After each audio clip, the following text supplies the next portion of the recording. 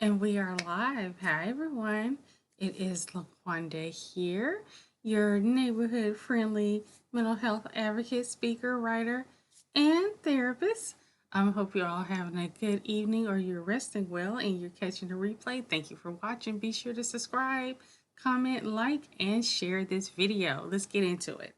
So, I want to talk about tips to finding a good therapist. Finding a good therapist can be difficult for anyone. I have been in the field of mental health for 15 years, and I have had some woohoo experiences when it's come to therapists. Um, and so it's always important to have some tips, in your back pocket when you're trying to find someone to help you and that you can open up to. For those of you who don't know and you're new to my channel, I manage bipolar 1 disorder as well as PTSD. So, so one thing of that people tend to overlook when it comes to looking for a therapist is remembering that number one, therapy is a business relationship first. And the reason why that I say that is that you are going to receive a service from someone. However, that service is being paid for. So you want to think about how are you going to pay for therapy? And I know that's something that you might not necessarily want to think about up front, but you have to think about it the same way if you're going to the doctor. How are you going to pay your doctor bill? Do you have insurance? Are you planning on paying for cash? Do you need to go to a certain clinic that offers a sliding scale fee? And so those are the thoughts that you need to have when you're looking for a therapist. That okay, what is my game plan for paying for therapy and what is my budget? And so the key things are one, do I have insurance? If you have insurance, you want to call or go online to visit your insurance company's websites and look for in network providers. You may just have to pay a copay, or there may be a deductible that you have to meet in order to begin, in order for the insurance company to have services. You also want to be mindful that of any out of network costs because those deductibles may be a lot higher. For me, for example, my in network with my new insurance deductible is $350. For a therapist outside a network, that deductible is $700. And so it doubles. And so you want to be mindful of those things. So the next thing that is important. So once you've gotten those ducks in a row. Oh wait, let me go back to paying. So another thing after the insurance is that let's say you don't have insurance or you feel like you don't want to pay that deductible, you can look for cash only practices. This is called fee for service. And so for a fee for service, you're paying for it out of pocket. Now, the trick is to find a practice that may be of a good size and they may have 3 different tiers of counselors available. The first tier would be your fully licensed counselors. These will be individuals who would be licensed psychologists or have certain credentials behind their names, like licensed clinical social worker, licensed marriage and family therapist, or licensed professional counselor. And those are usually acronyms behind the person's name.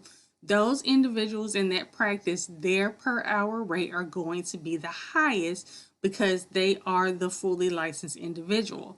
Underneath them is the second tier of counselors, which is a good fit if you are on a budget and you're trying to pay for therapy in cash. So these are your residents and counseling or your supervisees in social work. These are individuals who have graduated from college. They have a master's degree. They have an initial license to practice, and they're working towards hours to get their full-time license. So these individuals, like myself, may have been in the mental health field for years, and they're going back or they're starting to get their license. And it usually may take anywhere from 2 to 4 years for these individuals to get their license. So if they're staying with the practice, they may be with that practice for a while. You will see a price difference between the fully licensed counselors and the counselors who are residents in counseling and supervisees or social work. So that is an option. The third option that you may find in a cash only practice or fee for service practice are counseling interns. These individuals are individuals who are still in their master's program and they're learning how to be counselors. And so they're at the lowest price point. So, for an example, what you may see in a fee for service practice, your fully licensed counselors may have a fee of $180 per hour. Then your residents in counseling may have a fee maybe $120 to $140 per hour. And then your counseling interns may have a fee which may be $60 to $70 per hour, for example. And so those are all viable options. Another thing, if you find a therapist, you can ask them if they have a sliding scale fee. And a sliding scale fee is usually a fee that's based upon your income and a rate that they will set that is lower than their original rate per their normal rate per session. So those are some things that you can do as far as paying for counseling. You can also go to the various nonprofits and look up nonprofits in your area and see if they offer counseling for free as part of certain programs, or help connect you to counselors that may be working in conjunction or in partnership with them, and they will help subsidize the cost. So those are some tips on how you can receive services as far as the business aspect when it comes to the therapeutic relationship, because you are paying for a service, and so that service generally has a fee. So the next thing we want to look at is your therapist. What are you looking for in a therapist? You have people make this mistake all the time, and you have to ask yourself, are certain things important to you? Is the race of the therapist important to you? Is the gender of the therapist important to you? Is the is the sexuality of the therapist important to you? Is the belief system of the therapist important to you? And so those are things that you have to think about. Do you feel more comfortable sitting in front of an African American therapist? Do you feel more comfortable sitting in front of someone who's male, female, non-binary? Those things all come into play, and you should ask yourself those questions. Do you need someone who practices from a particular faith-based system? There are clinicians who have certain practices based upon faith-based systems, and so you have to ask yourself, is that something that is important to you, that you want to be a part of your therapeutic journey? For me, for example, one thing that was important for me was that I had a therapist that was LGBTQ aligned or a member of the community. And so when I would call or look for therapists online, I was looking for those keywords: LGBTQ aligned, LGBTQ plus friendly, or they were identifying openly as a member of the community. So those are things that were important to me. So you need to sit down and ask yourself, are these things important to me, so that you can feel comfortable speaking with the person that's across from you. The next thing that's important is matching the issue that you're dealing with the specialization of the therapist. Okay, this is what I mean. So, because I have bipolar disorder, which is a mood disorder, I can sometimes, if I'm in the market for looking for a therapist, and thankfully I haven't been in the market for the past 4 years. However, but when I was, and I was looking on websites, it was very important for me to find someone who could deal with or who specialized in mood disorders or bipolar disorder specifically, or depression. Those are things that were so important to me, that were very important to me, because those are the issues that I dealt with. Some therapists may specialize in depression or in anxiety. However, if you're dealing with learning to manage schizophrenia, that is not a good fit for you. Someone who manages, who's practicing with depression and anxiety is not a good fit for someone who is managing schizophrenia. And you have to also ask if that therapist has certain experience when it comes to dealing with the issues that you may be facing. For example, if you are coming from a trauma history, it may be good that the therapist that you're dealing with has a specialization of working with people with trauma. And so there are certain certifications that therapists can get that show that they have expertise in terms of dealing with certain life issues and mental health conditions. And a very particular, and where you would find this, and I'm just going to go through where you would find this mostly, is on that counselor's website. There are directories out there, and you can look at those directories to get a snapshot of the insurance that they take, the specializations that they have, their fee. All that would be on the directory. But if there's a website available, I implore you to go to that website. Look at the website, look for those keywords that are important to you. Look at where the person went to school, see how you feel about their credentials, because all those things are important. When it comes to certain things, it is important that you know how your therapist responds. And this is where you want to ask for and see if your therapist offers a consultation. A consultation is a short period of time where you are just, telling the therapist what is going on, but you should also be asking the therapist questions. Have a prepared list. Usually consultations may be about 15 minutes. You can use that time to tell them what's going on, but I would say use that time to ask them questions about them. And the reason why I say that is that you don't want to tell somebody everything that's going on. They're going to say, yeah, I think this is a good fit. You need therapy. And then you get in front of the therapist themselves and you find out they're not a good fit for you. So use a consultation time to really ask the therapist questions that you pre-prepare.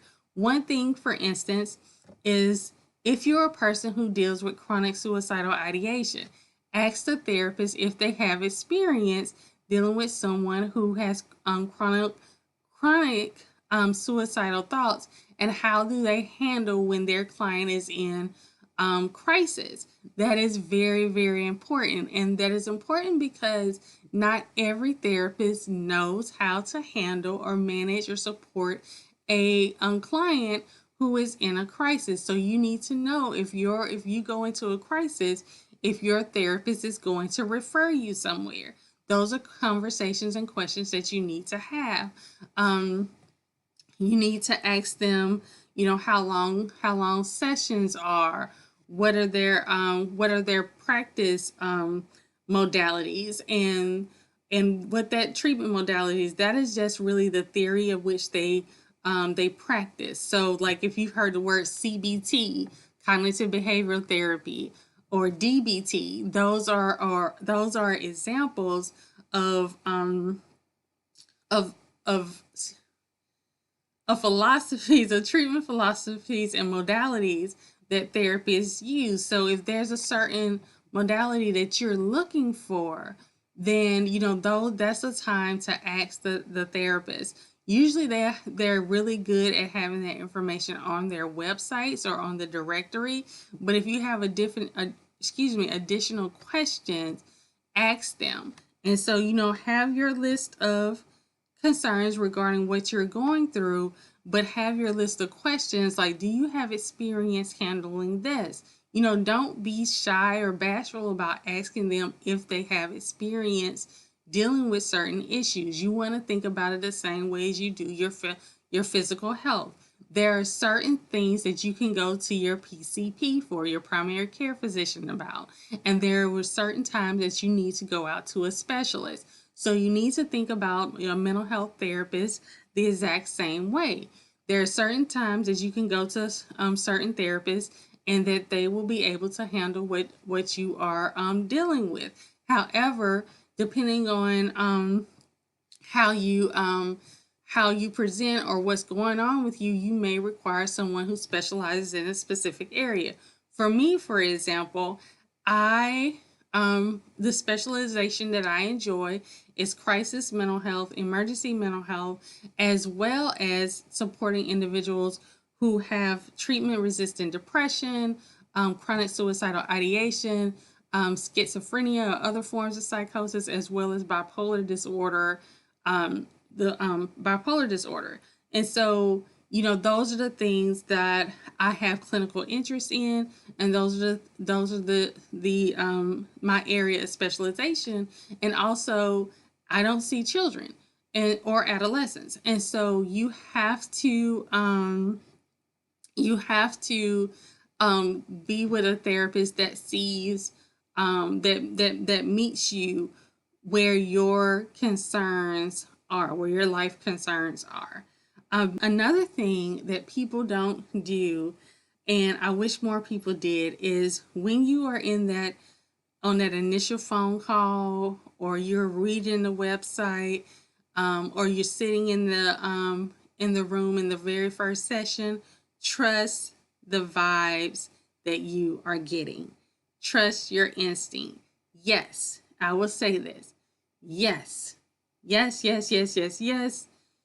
Therapy can be uncomfortable, and it can take a time for you to open up to someone. However, therapy is also, outside of that business relationship, is a relationship.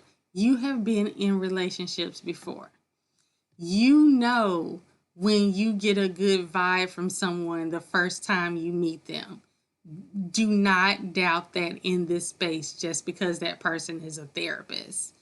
If you don't get a good vibe from that person, trust that and say, this person may not be for me, and continue to look for another provider.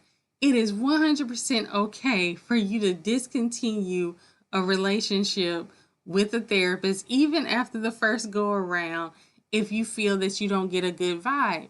You do not, I repeat, you do not owe them any explanation whatsoever.